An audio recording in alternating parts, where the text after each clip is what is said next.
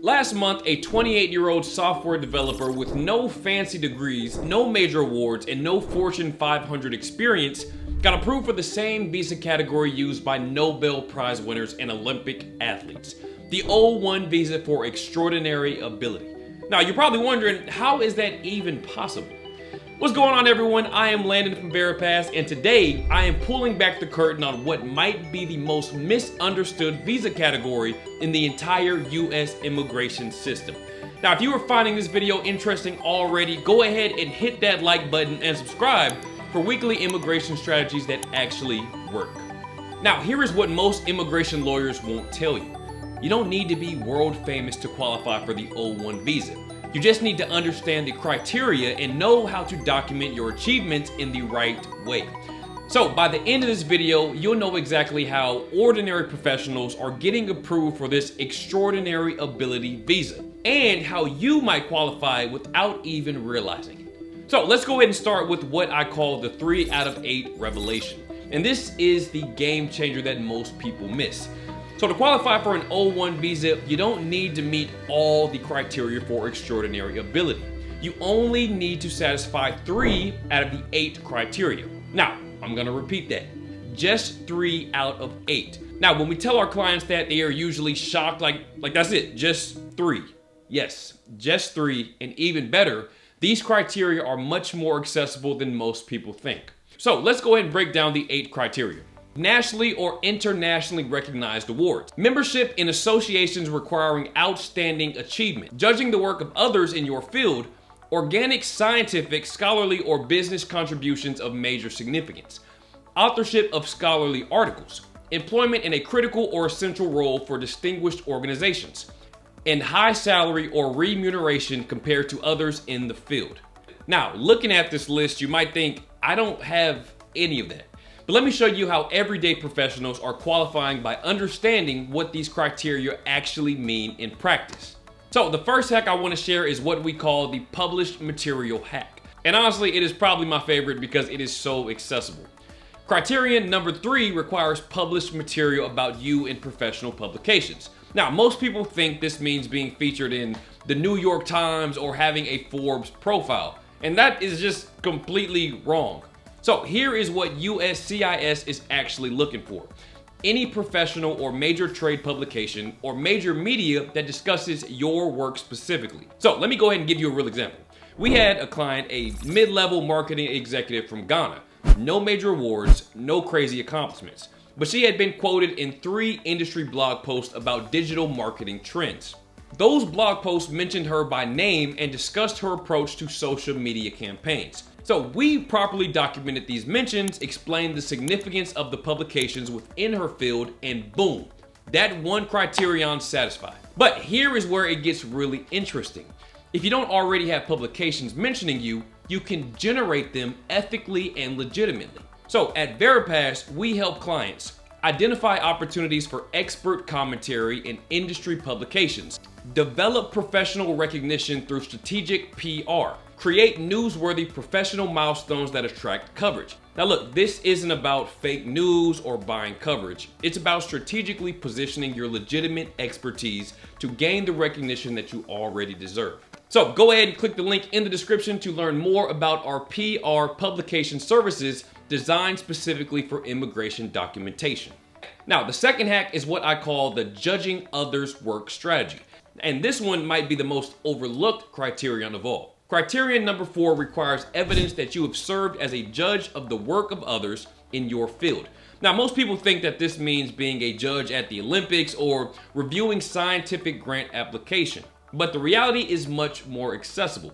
So let's go over some examples that have worked for our clients. Being a reviewer for industry blog posts, evaluating job candidates as part of a hiring committee, providing feedback on colleague presentations, mentoring junior professionals with formal evaluation responsibilities, reviewing submissions to professional forums or online communities.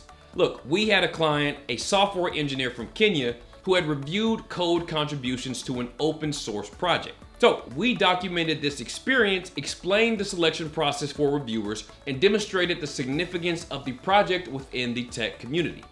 And boom, that is another criterion satisfied with something he was already doing.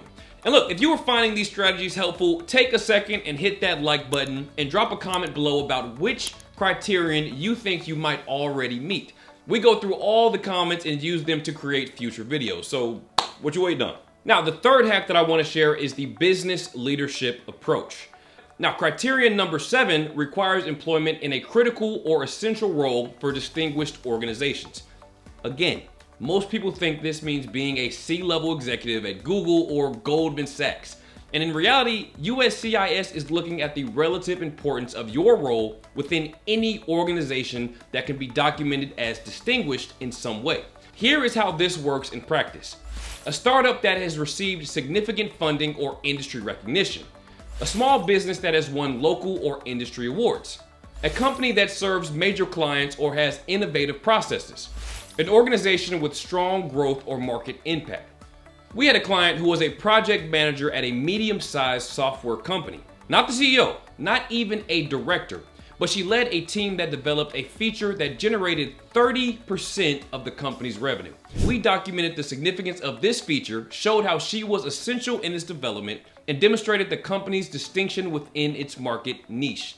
Boom, that is yet another criterion satisfied. The fourth hack is the association membership technique. Criterion number 2 requires membership in associations that require outstanding achievement.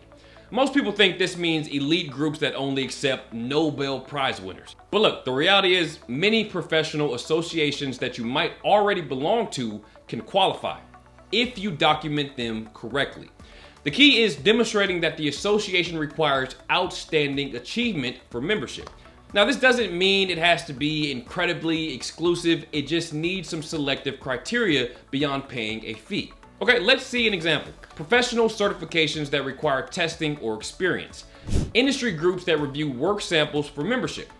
Organizations that require nomination or sponsorship. Associations that verify specific credentials or achievements. We had a client with a specialized project management certification that only 8% of professionals in her field had obtained. By documenting the certification requirements, testing process, and industry recognition of this credential, we satisfied yet another criterion. Okay, so now that you understand these 4 strategies, let me give you a practical 30-day plan to start building your O-1 case. Week 1, self-assessment. Review all 8 criteria honestly. Identify which 3 to 4 you were closest to meeting. Document existing evidence for each. Week 2, evidence strengthening. For published material, reach out to industry publications with expert commentary offers. For association membership, research selective groups in your field. Week 3, documentation development. Gather supporting evidence in the correct format. Secure strong letters of recommendation. Organize achievements chronologically. Week 4, narrative creation. Develop your compelling career narrative. Connect your achievements to the O-1 criteria. And prepare to address potential challenges. Here at VeriPass, we guide clients through this exact process, providing templates, outreach strategies, and documentation frameworks specifically designed for O-1 approvals. Look, if you are ready to explore whether the O-1 visa is right for you, here is what you need to do next. First, click the link in the description to visit veripass.org. Our team specializes in helping professionals document their extraordinary ability even when they don't think they qualify.